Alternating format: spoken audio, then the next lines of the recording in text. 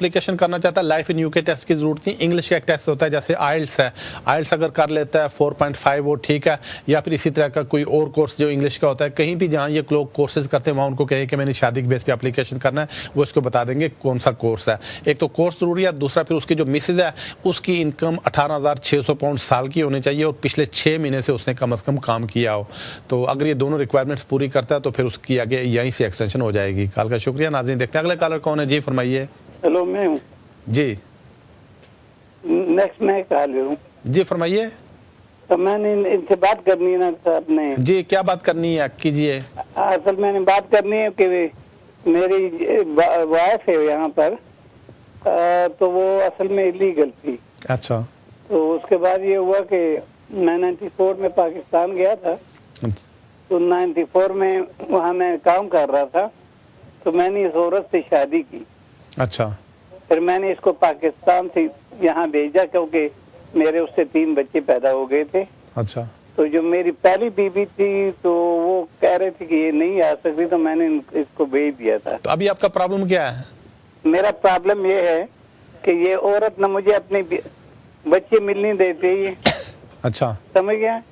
आपको आपके बच्चों को नहीं मिलने देती? वो नहीं मिलने देती। और यही मेरे ये है कि क्योंकि ये गलत पासपोर्ट पे आई है, क्योंकि वो मर गई औरत जो है ना, जिस पासपोर्ट पे इसने सफर किया था वो नॉन एग्जिस्टेड है। जी, आपकी कॉल का शुक्रिया। जब तक आपके पहले सवाल का तल्लुक है, अगर आपके बच्चे हैं उनको मां नहीं मिलने देती तो आप इसमें कोर्ट में अप्लाई कर सकते हैं कि आपको बच्चों को कांटेक्ट के लिए कि आप बच्चों को मिलें।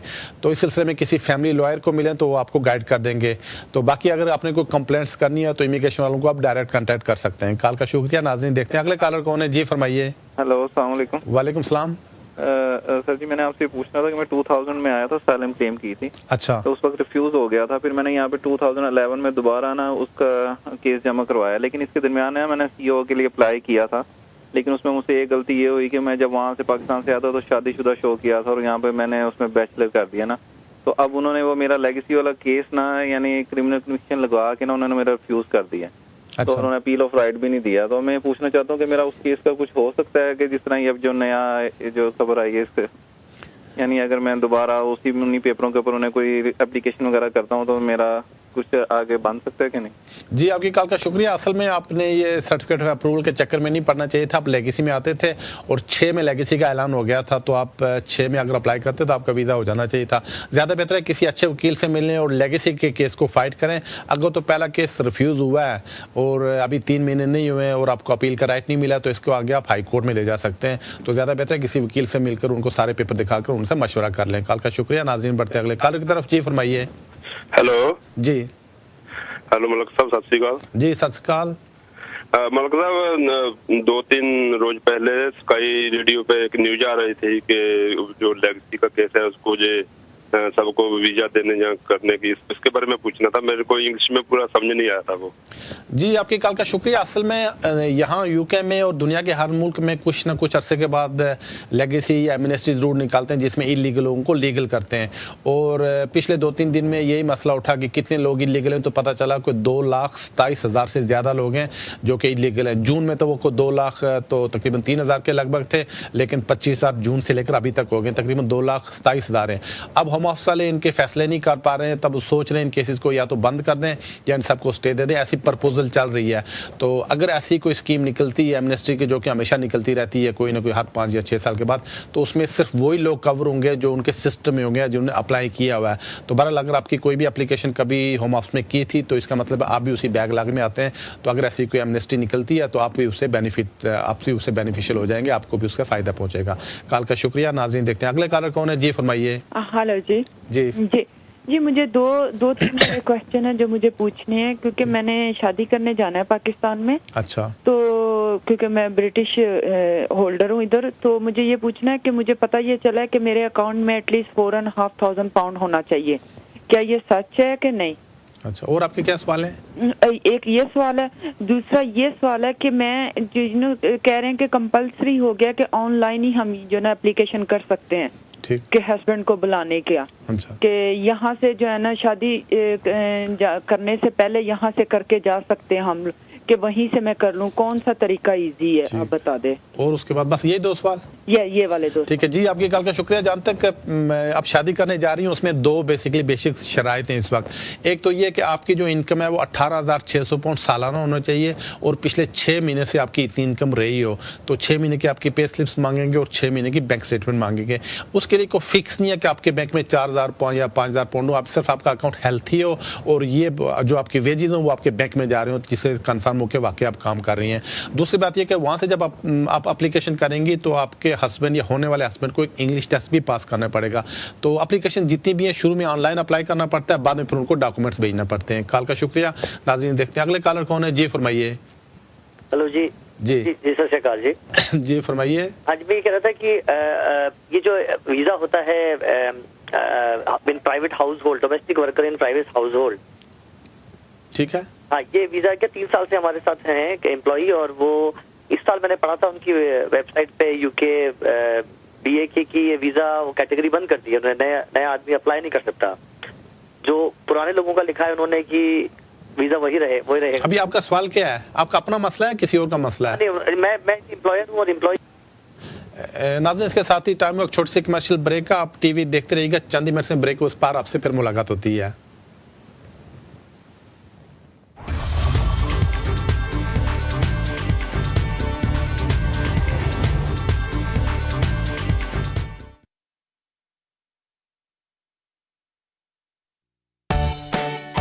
Wouldn't it be great if you had a moisturizing lotion that feels good and does good? Vaseline Essential Moisture does both by infusing moisture deep down and absorbing quickly. Vaseline feels good, does good. Vaseline hand and body range is now half price at Superdrug. I love my hair when it's freshly coloured, but I want that feeling to last. Dove's Advanced Dual Stripe Express Treatment Conditioner with Colour Revitalizer intensively nourishes and restores in just 60 seconds. And because Dove's new range nourishes hair, it keeps colour looking vibrant for up to 10 weeks. Keep the feeling of freshly coloured hair. Stork is now available in a handy bottle. Blend your ingredients in seconds and get the same great results, but now straight from the fridge without melting or softening. Which means less time mixing and more time munching. New Stork Baking Liquid, easy to mix for perfect baking results. Soft, delicious gulab jamun soaked in sugary syrup. Hot and crispy samosas filled with aromatic spices and vegetables. Rich, creamy rasmalai garnished with pistachios and saffron. Scrumptious and mouth-watering jalebis smothered in golden syrup. Light and fluffy, spongy doklas seasoned and garnished with coriander. Divine taste of heavenly flavors. Pujat sweets and savories. At Currys PC World, we've exclusive new Toshibas, like this 8GB laptop with an Intel Core i3 processor for only $449. Slim and stylish, its generous 640GB hard drive gives masses of room for music, photos, videos and more. This 23-inch all-in-one Toshiba is the ideal family desktop. The stylish touchscreen puts real power at everybody's fingertips, whilst high-quality speakers and a built-in TV tuner make it a great entertainer for just $799. Now at Currys PC World.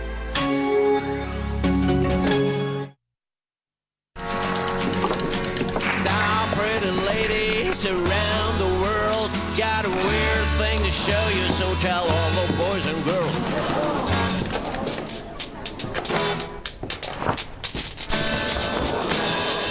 VO5 Extreme Style.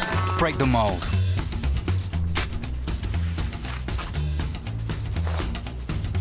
And now reworking made easy with new VO5 Extreme Style sprays.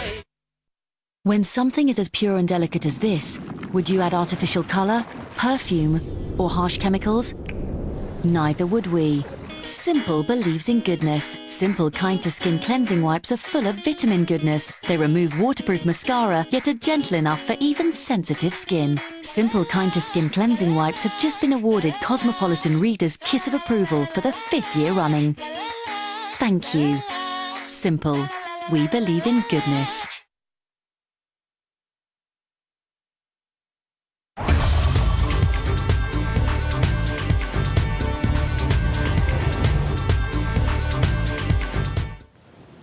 Welcome back to the show. नाजरीन, हम call का सिलसिला वहीं से शुरू करते हैं जहां कमर्शियल ब्रेक से पहले मुनक़ता हुआ था। देखते हैं हमारे अगले कॉलर कौन है। जी फरमाइए।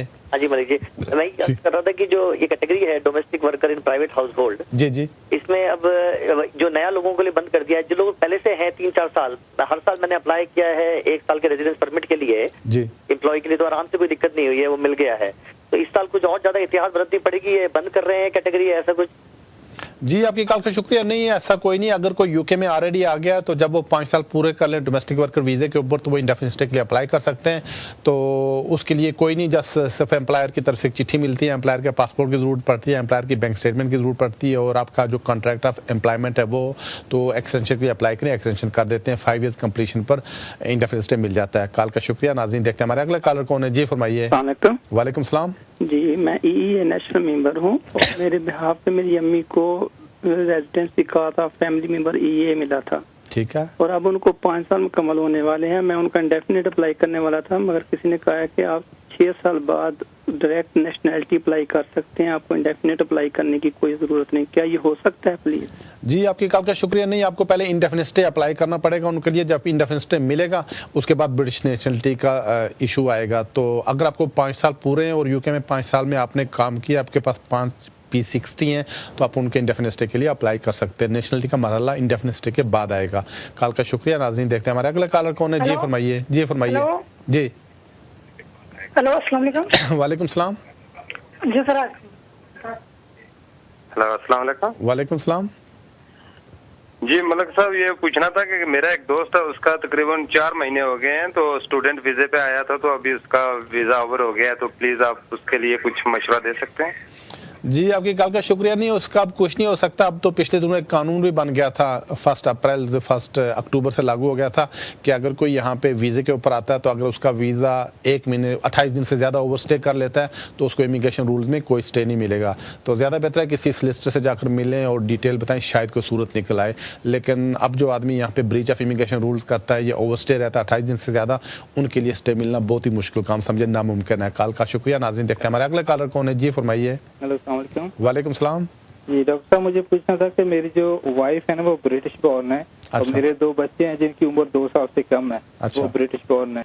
तो मैंने discretionary leave to remain apply की हुई है। तो मुझे ये पूछना था कि मैंने बच्चों के सिर्फ जो है ना बर्थ सर्टिफिकेट होम ऑफिस को भेजे हैं, उनके पासपोर्ट नहीं भेजे। तो मैंने ये पूछना था क्या ये जरूरी है कि उन बच्चों के भी ब्रिटिश पासपोर्ट भेजने जरूरी है क्या, कि सिर्फ बर्थ सर्टिफिकेट का? जी आपकी कॉल का शुक्रिया। आपने पहले भी ये सवाल मुझे लगता है पूछा था। अब बर्थ सर्टिफिकेट नहीं भेजेंगे तो इमिग्रेशन वालों को कैसा पता चलेगा जो ब्रिटिश जो बच्चे हैं वो ब्रिटिश हैं, आप उनसे एक्सेस करना चाहते हैं। पासपोर्ट भेजना उनके लिए बेहद ज़रूरी था, जितना जल्दी हो सके उनको भेज दें। कॉल का शुक्रिया। नाज़रीन, देखते हैं अगले कॉलर कौन है। जी फरमाइए।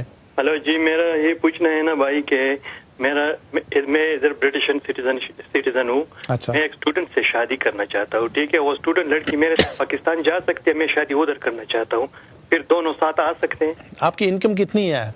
मेरा अभी जो ना तकरीबन 12,000 है और वो भी काम करती है। उसका कितना वेजेस है? उसका तकरीबन 8,000 तक होगा। जी आपकी कॉल का शुक्रिया। हाँ, आप यहाँ से भी वो स्टेटस चेंज कर सकती है और पाकिस्तान जाकर भी स्टेटस चेंज कर सकती है। तो उसमें जो 2 शराइत हैं, एक तो ये कि उसने एक इंग्लिश टेस्ट है वो पास किया हो, और दूसरी शर्त आप दोनों को मिलाकर 18,600 पाउंड वेजेस हो तो अच्छा है। तो अगर पाकिस्तान से अप्लाई करने के बजाय अगर यहीं पे हैं तो ज़्यादा बेहतर है यहीं से अप्लीकेशन कर दें। यहाँ थोड़ा सा ईजी है और पाकिस्तान में थोड़े और वो मतलब अच्छी डिटेल्स में आपसे पूछते हैं, तो ज़्यादा बेहतर है। मेरा मशवरा अगर अप्लाई करना तो यहीं से कर लें। कॉल का शुक्रिया। नाज़रीन, देखते हैं अगले कॉलर कौन है। जी फरमाइए। जी मुझे लगता है कॉल ड्रॉप हो गया। देखते हैं हमारे नेक्स्ट कॉलर कौन है। जी फरमाइए। हेलो जी। अस्सलाम वालेकुम जी। वालेकुम सलाम। सर साकिब बस का हूँ, मैं रेडिंग से। सर एक्चुअली मैं यूके में तकरीबन 5 साल से हूँ, HSMP। मैंने अपने इंडेफिनिट स्टे के लिए अभी जाना है फरवरी में। अच्छा। तो मेरी वाइफ जो है उन्होंने मुझे तकरीबन 1.5 साल पहले यूके में ज्वाइन किया था। 1.5 साल पहले मेरी शादी थी, उनको वीजा मिल गया। तो अभी मुझे कंफ्यूजन ये है कि मैं अपनी वाइफ का इंडेफिनिट के लिए अप्लाई करूं या उनके लिए I have to stay for उनके लिए वीजा पहले अप्लाई करूं एक्सटेंशन के लिए, और देन 2 साल पूरे हों तो करूं। मैं थोड़ा सा कंफ्यूज हूँ, कुछ कहते हैं कुछ कहते हैं, तो मुझे काइंडली इसके लिए एडवाइस कीजिएगा। जी आपकी कॉल का शुक्रिया। अगर तो वो आपके साथ 2 साल से ज़्यादा होती तो फिर वो इंडेफिनिट स्टे के लिए अप्लाई कर सकती थी। तो मौजूदा हालत में आपको सिर्फ एक्सटेंशन के लिए अप्लाई करना पड़ेगा। कॉल का शुक्रिया। नाज़रीन, देखते हैं अगले कॉलर कौन है। जी फरमाइए। हेलो जी। जी मैंने सर क्वेश्चन पूछना था कि मेरा ILR ड्यू है। मेरे हस्बैंड को ड्राइविंग ऑफेंस हुआ था, उनको और उनको कोर्ट में जाके 60 पाउंड फाइन हुआ था और 3 पॉइंट्स लगे थे। तो क्या वो मेरे साथ एज ए डिपेंडेंट ILR के लिए अप्लाई कर सकते हैं या नहीं कर सकते? आपका लीगल स्टेटस क्या है यहाँ पे? जी मैं मेरा टायर 2 है, मेरे 5 इयर्स कंप्लीट हो गए हैं। जी आपकी कॉल का शुक्रिया। हाँ वो भी आपके साथ एप्लीकेशन में वो अप्लाई कर सकते हैं इंडेफिनिट स्टे के लिए। सिर्फ वो जो एप्लीकेशन फॉर्म है उसमें लिखा होता है कि आपकी कोई कन्विक्शन वगैरह है या जो भी है तो उसको वहाँ पे डिक्लेयर ज़रूर कर दें। डिक्लेयर कर दें इंडेफिनिट स्टे उनको भी मिल जाएगा, आपको भी मिल जाएगा। अलबत्ता उनकी नेशनलिटी की एप्लीकेशन पर इसका असर पड़ सकता है, लेकिन इंडेफिनिट स्टे की एप्लीकेशन पर इसका असर नहीं पड़ना चाहिए। लेकिन डिक्लेयर करना ज़रूरी है। अगर डिक्लेयर नहीं करेंगे वो फिर डिसेप्शन में आ जाता है, तो जिसमें काफ़ी परेशानी का सामना करना पड़ता है। डिक्लेयर कर दें तो उनका भी और आपका भी इंडेफिनिट स्टे हो जाएगा। कॉल का शुक्रिया। नाज़रीन देखते हैं अगले कॉलर कौन है। जी फरमाइए। हेलो अस्सलाम वालेकुम। वालेकुम सलाम। जी मेरा नाम वसीम है और मैं यहाँ पे मेरा फरवरी में यहाँ पे वीजा एक्सपायर हो रहा है। मैं स्टूडेंट हूँ, तो अच्छा। मैं आपसे पूछना चाहता हूँ मेरे लिए क्या मशवरा आप देंगे? जी आपकी कॉल का शुक्रिया। आप बस कंटिन्यू रखें और डिग्री वगैरह करें, चूँकि स्टूडेंट्स के लिए पहले काफ़ी सहूलतें थी। कुछ अर्सा पहले वो Tier 1 जनरल अप्लाई कर सकते थे, PSW अप्लाई करते थे।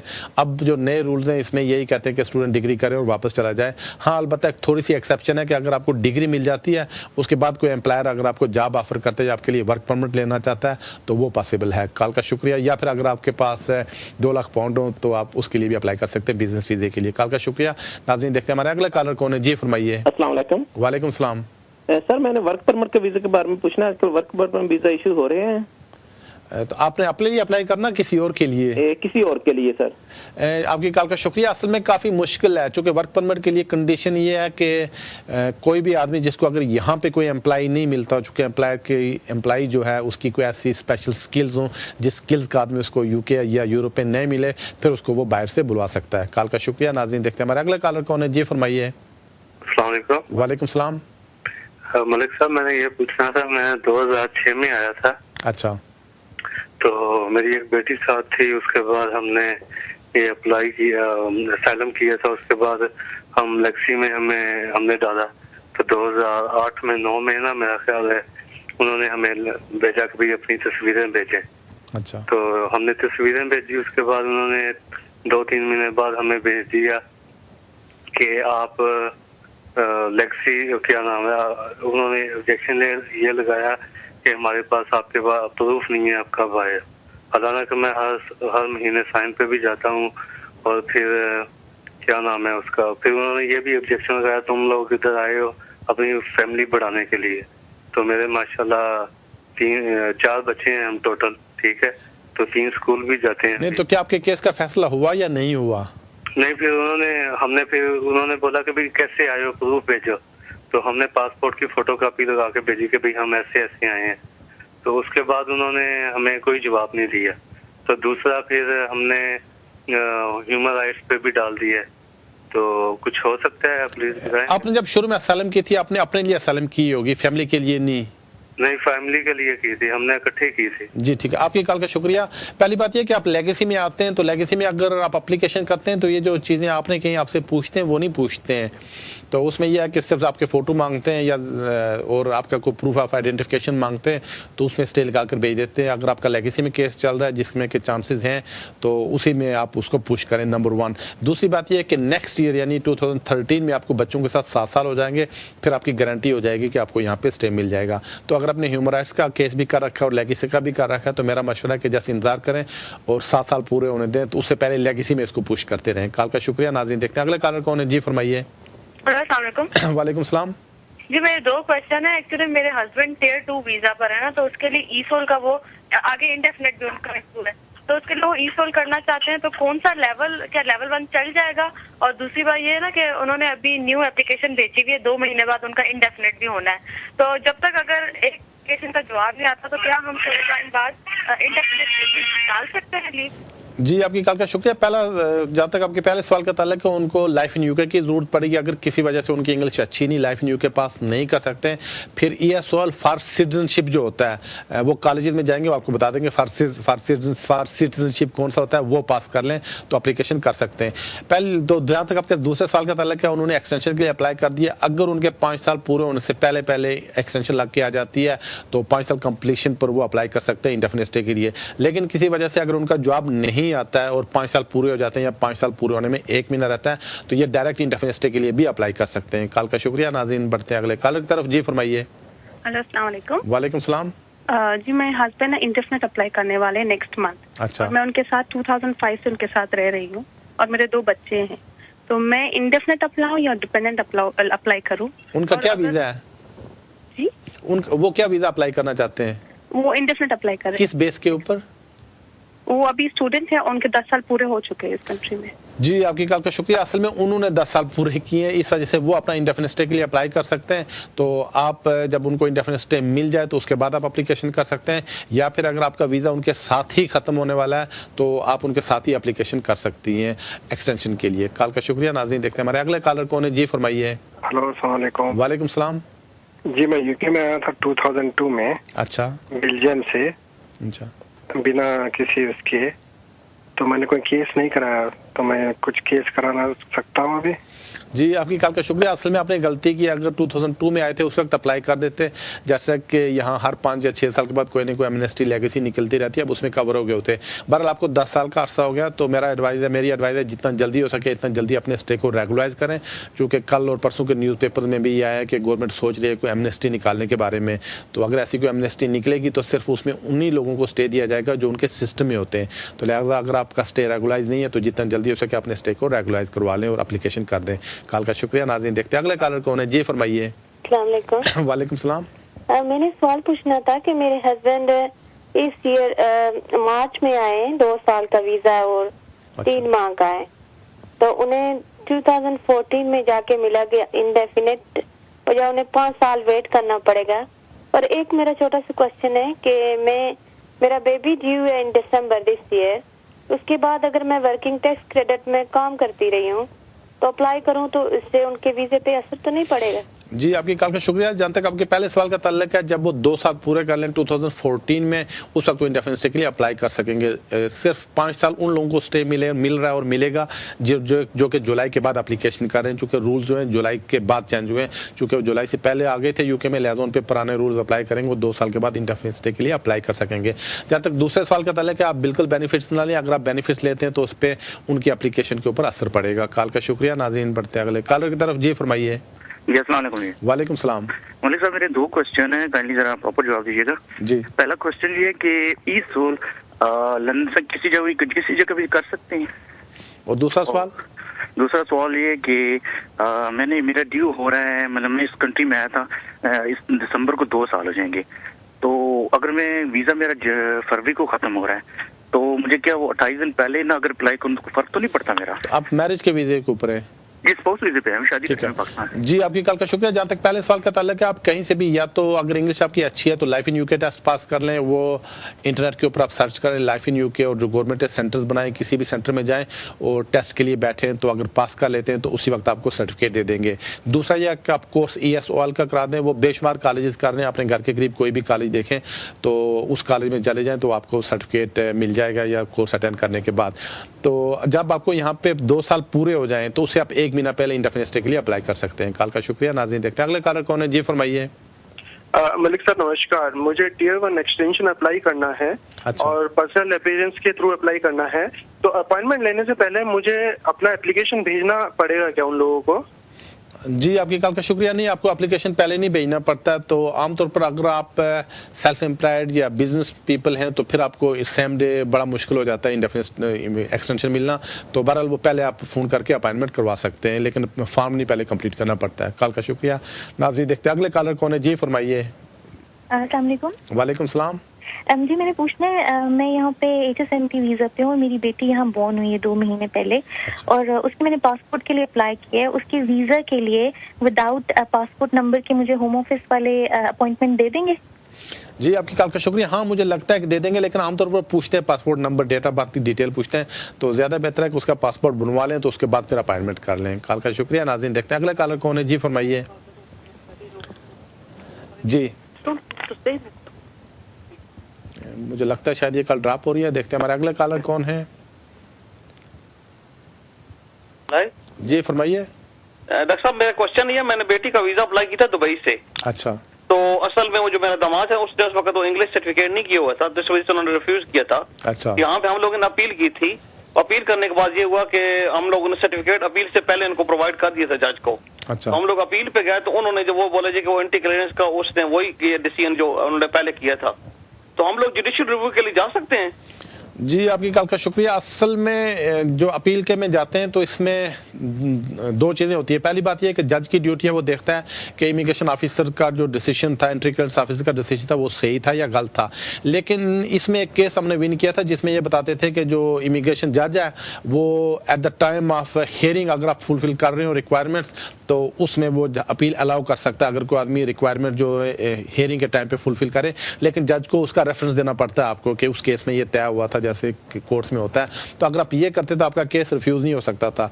अब आपके सामने ऑप्शन है कि अगर तो इमिग्रेशन जज ने फर्स्ट ट्राइब्यूनल से आपका केस रिफ्यूज किया तो अब आप अपर ट्राइब्यूनल में जा सकते हैं। तो अपर ट्राइब्यूनल के बाद फिर हाई कोर्ट का नंबर आता है। तो नाज़रीन, इसके साथ ही कॉल का शुक्रिया। नाज़रीन, इसके साथ ही टाइम हुआ है कमर्शियल ब्रेक का। आप टीवी देखते रहिएगा, ब्रेक के उस पार आपसे फिर मिलते हैं।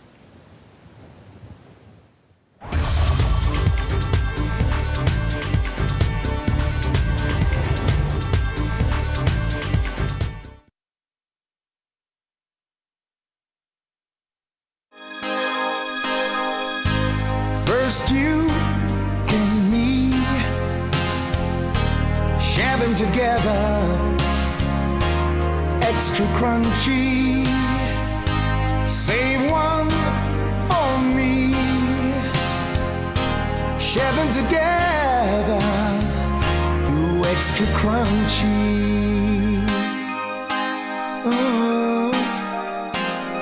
Share. Walker's Extra Crunchy, made for sharing. Sometimes. At Curry's PC World, the ultimate Christmas gifts. With Britain getting hooked on baking, we've over $190 off this brilliant Kenwood Chef mixer, now $179. £40 cashback makes this superb Canon EOS 600D digital SLR, just $479, complete with lens and exclusive extra battery and remote control. And Norton Internet Security protects up to 3 PCs against viruses and ID theft for just £24. That's better than half price. Ideas by the thousand at Curry's PC World. Can great feeling skin change your body language? Dove body lotions don't just go here, but here, with nutrients that last for 10 days. For skin that feels so good, your body language shows it. Dove Nourishing Body Lotions. All the nutrients, half the price at Boots. What's that? Flora Cuisine. 45% less saturated fat than olive oil. Really? Yeah. Want to give that a little stir, love? It's about time you did something. Smells great. Hey! Naughty. Flora Cuisine. Oh, and try cooking roasties with it too. Crispy on the outside and fluffy on the inside. So much more. Chicken scrumptious. Luscious spoonfuls of Hellman's Light. Mixed with grated parmesan. Spread over chicken breasts. Sprinkle breadcrumbs on top. And bake. Simply juicy-licious. अपना वकील यारो अपना वकील यारो अपना वकील मालिक ला chamber तो कर लो अपील ओ आजो कर लिए तैयारी वीजा मिलूगा पहली बारी इमिग्रेशन ह्यूमन राइट असाइलम अते नेशनैलिटी लॉ दे माहिर मालिक ला सॉलिसिटर बेथनल ग्रीन अते साउथ हाल तो बाद हुन बर्मिंघम विच तुहाडी सेवा लई हाਜ਼ਰ ने phone 0207 613 5454 website malikla.com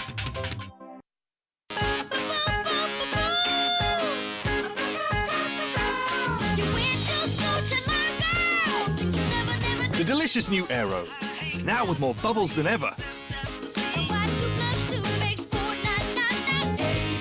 Join us on Facebook to make the world a bubblier place.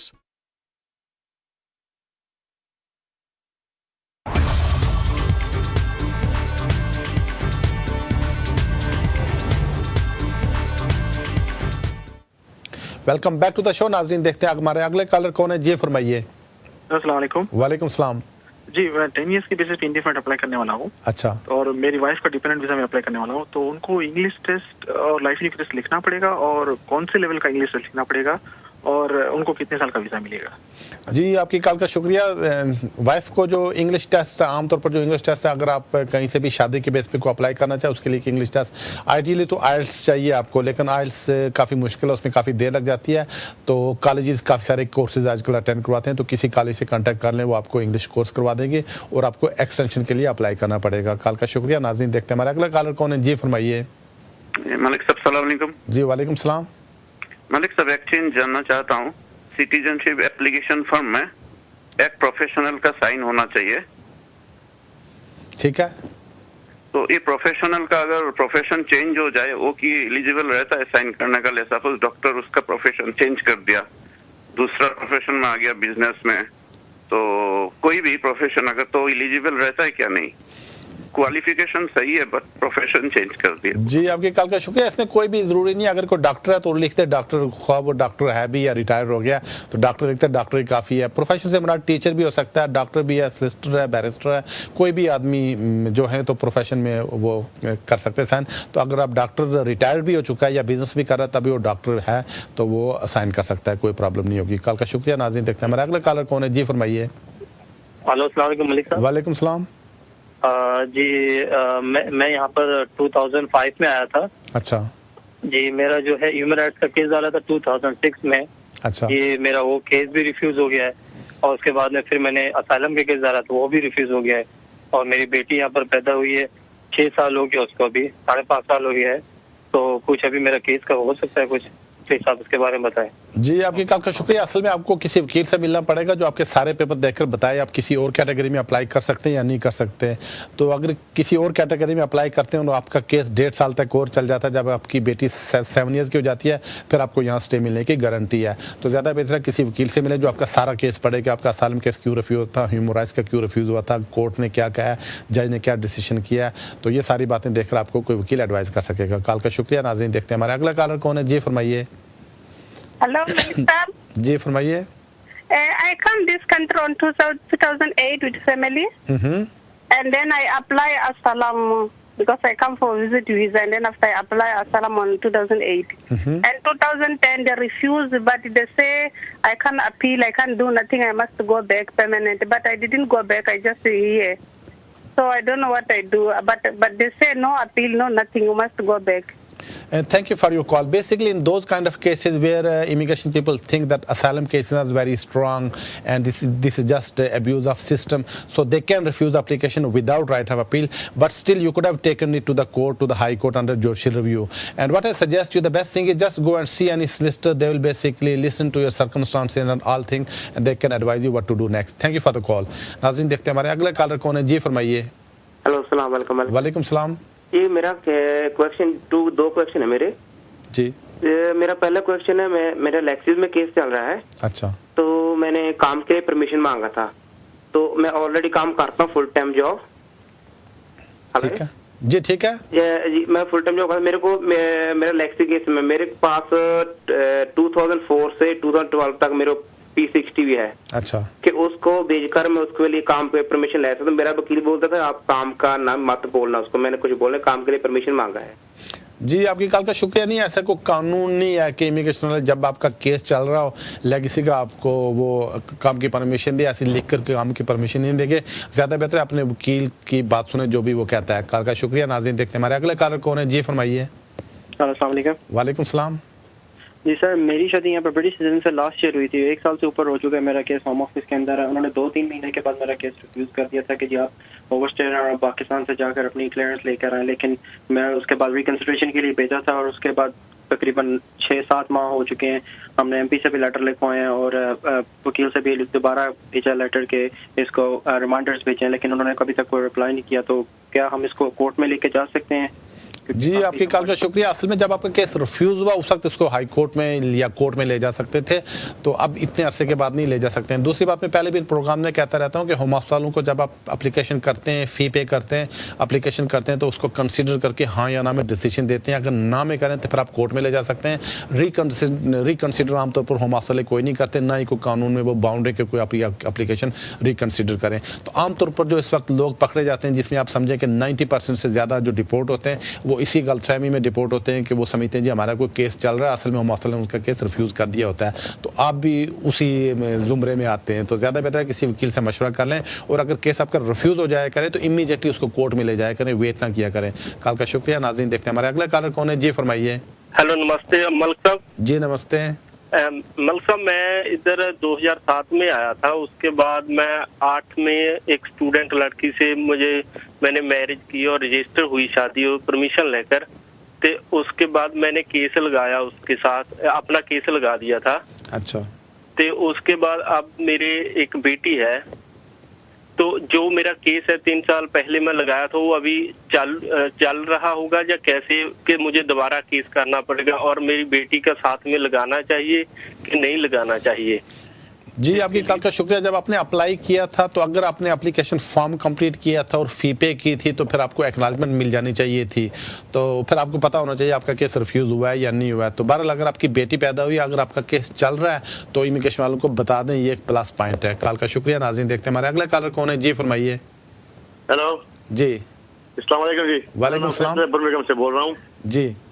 मैं तकरीबन 2008 में यहाँ पे आया था और फिर मैं रह गया था, विजिट पे आ गया था। अच्छा। तो फिर मैंने वाइट गर्ल के साथ तकरीबन 3 साल गुजारा, फिर मैंने शादी कर दी तो मेरी एक बच्ची हुई है। अच्छा। तो आप मुझे बता सकते हैं, कुछ मशवरा दे सकते हैं कि मुझे क्या करना है?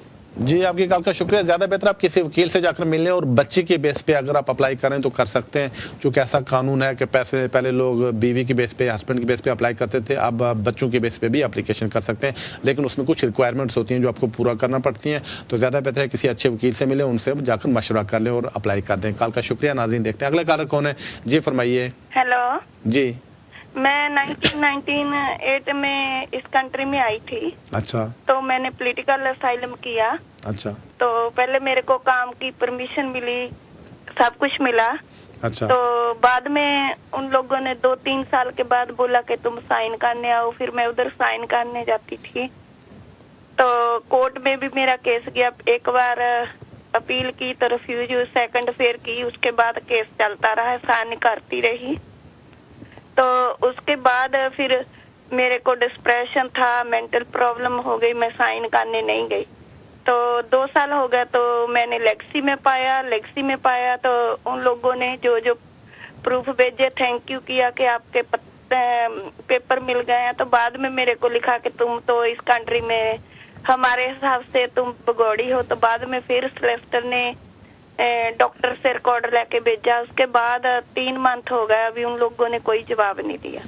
जी आपकी कॉल का शुक्रिया। आप टेक्निकली लेगेसी में आते हैं, लेकिन आपने साइन नहीं छोड़ने चाहिए थे, वो गलती की थी, लेकिन फिर भी आप लेगेसी में आती हैं तो ज़्यादा बेहतर है अपने केस को जो लेगेसी में ही पुश करें। अब ये जो 2-3 दिन पहले स्कीम गवर्नमेंट निकालने का सोच रही है, अगर ऐसी कोई स्कीम निकल आई तो आप उसमें कवर हो जाएंगी। तो ज़्यादा बेहतर है मीन बिटवीन, जब तक ये नई स्कीम या एमनेस्टी नहीं निकलती, आप लेगेसी में अपने केस को पुश करें। कॉल का शुक्रिया। नाज़रीन देखते हैं हमारे अगला कॉलर कौन है। जी फरमाइए। अस्सलाम वालेकुम। वालेकुम सलाम।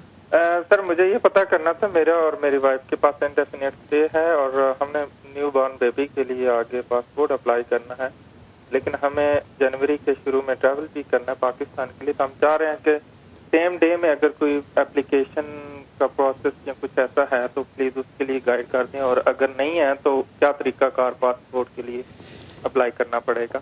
जी आपकी कॉल का शुक्रिया। जी आपकी कॉल का शुक्रिया। नहीं, पासपोर्ट में ज़्यादा देर नहीं लगेगी, तो आप इमीडिएटली बच्चे का जो फ़ोटो वगैरह बनवाएं और पासपोर्ट फॉर्म एप्लीकेशन करके तो अप्लाई कर दें, तो मुझे यकीन है 2-3 वीक में पासपोर्ट मिल जाएगा। चूँकि पासपोर्ट वाले बहुत तेज़ हैं, अगर आपको जल्दी में चाहिए तो सेम डे भी आपको बना कर दे देते हैं। कॉल का शुक्रिया। नाज़रीन देखते हैं अगले कॉलर कौन है। जी फरमाइए। जी अस्सलाम वालेकुम जी। वालेकुम सलाम। मलिक साहब मेरा एक क्वेश्चन तो अधूरा रह गया था, उसमें पहले भी बात की थी। कंट्री में नहीं पूछना है, मैंने इंडेफिनिट मैनचेस्टर में अप्लाई करना है, लेकिन मजबूरी मेरी ये है कि मैं लंदन में काम करता हूँ, हर वीकेंड में आ जाता हूँ वाइफ के पास 2-3 दिन के लिए।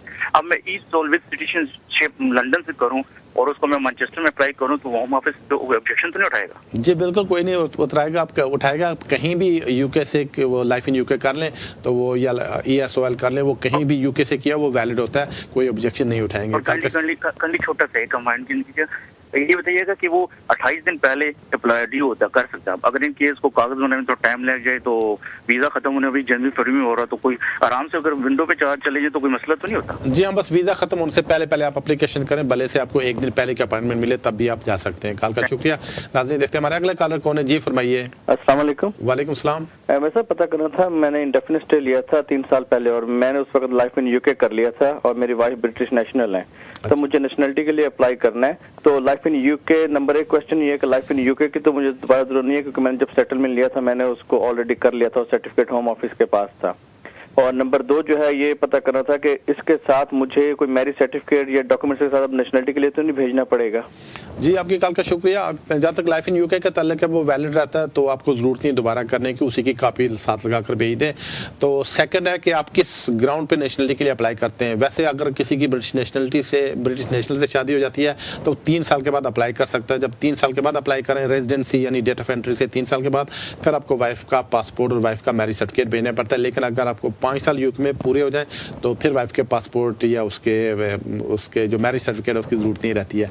कॉल का शुक्रिया। नाज़रीन देखते हैं अगले कॉलर कौन है। जी फरमाइए। हेलो जी। I'm trying to apply for discretionary leave on basis of my child is going to be 7-year-old next month. Just like to know how much is the fees and how many days before I can apply for it. Thank you for your call. Basically, ideally, once you complete 7 years, then you can make an application on next day. So at the moment, the fee is 561 for the adult, and every dependent is half of that. Thank you for the call. नाज़रीन देखते हमारे अगले collar कौन है। जी फरमाइए। Hello अस्सलाम वालेकुम। वालेकुम सलाम। मलिक साहब इमरान बोल रहा हूँ। मैं स्पोर्स वीजे पे आया था लंदन में, 1 साल हो गया मुझे। तो मेरी मदर हैं, उनके 4 वीजे लगे हुए हैं, 4 दफा वो ट्रैवल कर चुके हैं यूके का। लास्ट टाइम उन्होंने 2 साल का वीजा लिया था लेकिन उस पर ट्रैवल नहीं कर सके, उनकी तबीयत नहीं थी सही। तो मैं अब चाहता हूँ, मेरी मिसेज प्रेग्नेंट है तो मैं उन्हें इधर यूके में बुलाना चाहता हूँ। तो मैं पार्ट टाइम जॉब कर रहा हूँ 24 आवर। तो रेंट भी जो है गवर्नमेंट ही दे रही है, काउंसिल वाले दे रहे हैं। तो इसके लिए मैं तो चाहता हूँ कि सिर्फ इनविटेशन भेज दूं, उसके साथ उनका वीजा लग जाएगा या मुझे सारे पेपर भेजने पड़ेंगे? जी आपकी कॉल का शुक्रिया। असल में अगर आप इनविटेशन भेजते हैं या स्पॉन्सर करना चाहते हैं उनको, तो उसमें बेसिक क्वेश्चन ये होता है कि आपका खर्चा कौन पे करेगा उनके ट्रिप का। तो अगर आप 20 आवर्स काम करते हैं और गवर्नमेंट से बेनिफिट्स ले रहे हैं तो इसका मतलब है आप अपना खर्चा नहीं चला सकते, इसी वजह से गवर्नमेंट से हेल्प ले रहे हैं। तो इस वजह से उनके चांसेस वीज़ा मिलने के बहुत कम हैं। That's number 1। दूसरी बात ये भी ध्यान में रखें कि ये जो आप बेनिफिट्स के ऊपर हैं, आपकी फैमिली बेनिफिट्स के ऊपर है, या जब आपकी इंडेफिनिट स्टे एप्लीकेशन होगी उसके ऊपर भी इसका असर पड़ेगा। कॉल का शुक्रिया। नाज़रीन देखते हैं अगले कॉलर कौन है। जी फरमाइए।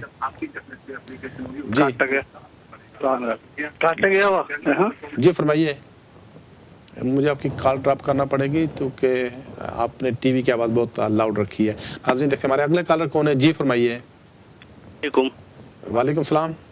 जी मेरा नाम मेहाद है। मेरा 2 साल हुए इस कंट्री में आकर और अभी मेरा कॉलेज बंद हो गया। अभी कॉलेज का 1 साल हुआ जो बंद हुआ है। अच्छा। मैं अब दूसरे कॉलेज में एडमिशन ले सकता हूँ?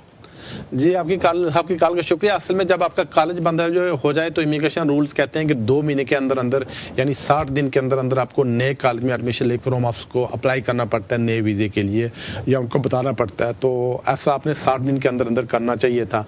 तो अगर नहीं किया तो जितना जल्दी हो सके कर दें। कॉल का शुक्रिया। नाज़रीन बढ़ते हैं अगले कॉलर की तरफ। जी फरमाइए। हेलो अस्सलाम वालेकुम। वालेकुम सलाम। मलिक साहब मैं लंदन से बात कर रही हूँ। मेरा सवाल आपसे ये है कि मैं यूके हमने अप्लाई किया था, अपना लेगेसी में हमारा है 2008 में हमने किया था। अच्छा। तो उसके बाद हमें होम ऑफिस से 2010 में हियरिंग आई थी, बट वो मेरी फ्रेंड के हस्बैंड ने ली थी तो उनके बच्चे और वाइफ नहीं गई थी। उसके बाद हमें लेटर रिसीव हुआ है लास्ट मंथ रिसीव हुआ है उसको ना। अच्छा। तो अब उसमें ये आया है कि आप हमें डॉक्यूमेंट्स वगैरह बिल्कुल मत भेजिए क्योंकि हमें कुछ नहीं पता है कि हम आपके डिसीजन में कितना टाइम लें। अनफॉर्चुनेटली हम बता नहीं सकते। सारी तस्वीरें सब कुछ हम भेज चुके हैं होम ऑफिस। तो अभी आपने क्या पता करना है? पता सिर्फ ये करना है कि वो जो हमारा लेगेसी में आ रहा है, बट ये 2001 में मेरे हस्बैंड ने अप्लाई किया था। ठीक है जी आपकी कॉल का शुक्रिया। अभी अगर लेगेसी में आती है जिसमें कि हज़ारों की तादाद में लोग ऐसे हैं जिनके केसेस अभी फैसला नहीं हुए, तो होम ऑफिस वाले वही सोच रहे हैं कि इनका कुछ ना कुछ करें, या तो इन केस को सबको स्टे देकर फाइलें इनकी बंद कर दें। तो इस बात पे अभी पिछले 2-3 दिन में गौर हो रहा था, तो यही 2-3 दिन मौजू रहा है प्रेस का। तो अगर आपने लेगेसी में अप्लाई किया हो, आपका केस पेंडिंग हो, तो आप उनको रिमाइंडर ज़रा भेजते रहें, तो मुझे यकीन है आपके केस का जल्दी फैसला हो जाएगा। कॉल का शुक्रिया। नाज़रीन देखते हैं अगले कॉलर कौन है। जी फरमाइए। वालेकुम सलाम। जी मुझे केस लेगेसी के बारे में आपसे पूछना था कि अभी रिसेंट एक जजमेंट आई थी लेगेसी के बारे में। अच्छा। उसमें होम ऑफिस ने केस लूज किया है, तो क्या वो ये केस सब पे लागू हो गया है? क्या होगा कि वो कह रहे हैं कि they have to give documents to all legacy people which have lived here since 8 years. जी आपके कॉल का शुक्रिया। असल में ये केस कोई नहीं ऐसा हुआ, ये प्रेस में आ रहा है, इस पर डिस्कशन पार्लियामेंट में चल रही है कि ये जो लोग जो जिनके केसेस काफ़ी अरसे से पेंडिंग पड़े हैं या जिनके कभी तक फैसले नहीं हो चुके, जो लोग लीगल होते हैं अप्लाई करते हैं उनका तो 3-1 महीने में डिसीजन आ जाता है, लेकिन बाज़ लोग ऐसे जिनके केसेस पेंडिंग पड़े हुए हैं या रिफ्यूज़ हो गए, उनकी तादाद को 3 लाख तो 3,000 के लगभग थी, लेकिन अभी पिछले 2 महीने में तक 3 महीने में इनकी तादाद और 25,000 बढ़ गई है, तकरीबन 3,30,000 या 3,27,000 के दरमियान ऐसे लोग हैं। तो इस वजह से गवर्नमेंट सोच रही है कि ऐसी कोई एमनेस्टी निकाल कर तो इनको यहाँ पे स्टे दे दिया जाए। बहरहाल अगर आपका केस पेंडिंग है तो आप उनको रिमाइंडर वगैरह भेजते रहें। नाज़रीन, आज की मुलाकात बस इतनी, 1 घंटे का वक्त था, बड़ी तेज़ी के साथ ख़त्म हो गया। तो अगर आपकी कॉल ना मिल सकी हो तो अगले संडे की सैपर में यहीं पे होऊंगा 6 बजे। उस वक्त तक के लिए मुझे इजाज़त दीजिए। रब रखा।